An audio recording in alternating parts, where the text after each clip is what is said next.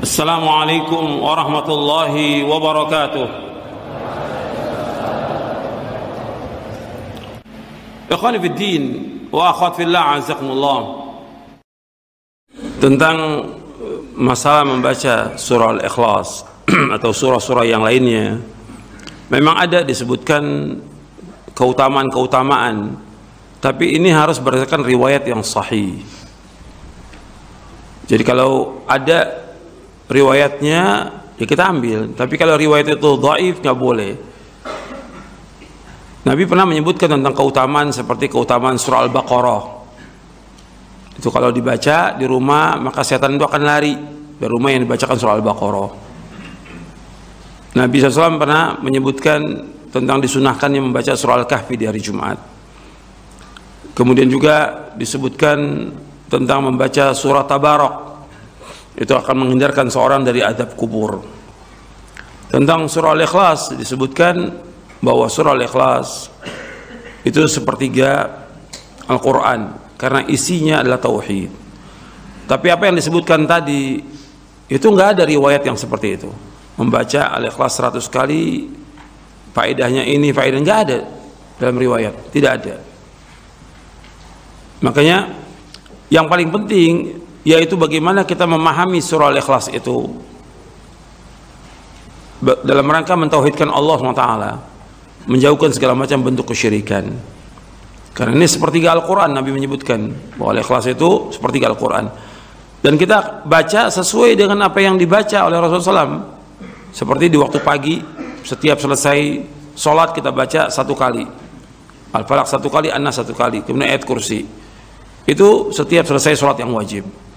Adapun ketika pagi hari dan sore hari ada zikir pagi dan petang, dibaca 3 kali. Kemudian ketika mau tidur kita baca lagi 3 kali. Kita tiup dulu kedua tangan kita, kemudian kita baca, kemudian kita usapkan seluruh tubuh. Kemudian kita tiup lagi baca surah Al-Falaq 3 kali. Kemudian kita usapkan kemudian An-Nas. Itu yang ada riwayatnya. Tapi apa yang disebutkan tadi nggak ada riwayatnya seperti itu. Makanya kita jangan mengikuti. Yang paling penting kita memahami tentang surah Al-Ikhlas karena berkaitan dengan tauhid. Karena pembahasan kita tentang tauhid.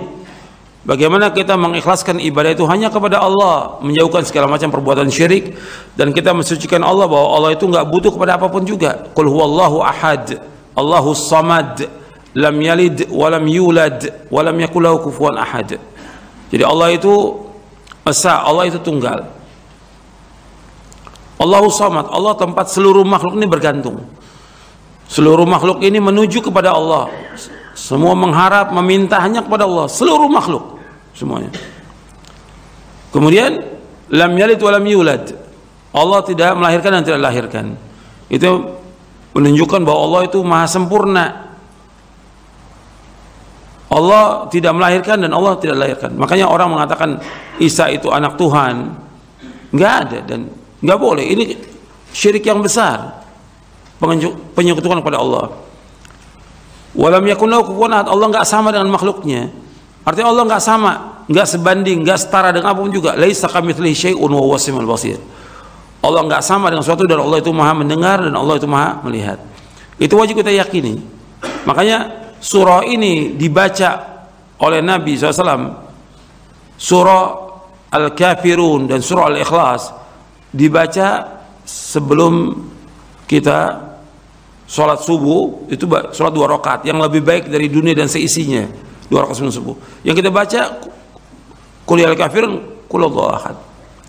Kemudian ketika kita umpamanya kalau kita mau witir sebelum tidur, kita sholat 3 rakaat, yang kita baca Sabbihis, kemudian Qul ya al-kafirun, kemudian Qul huwallahu ahad.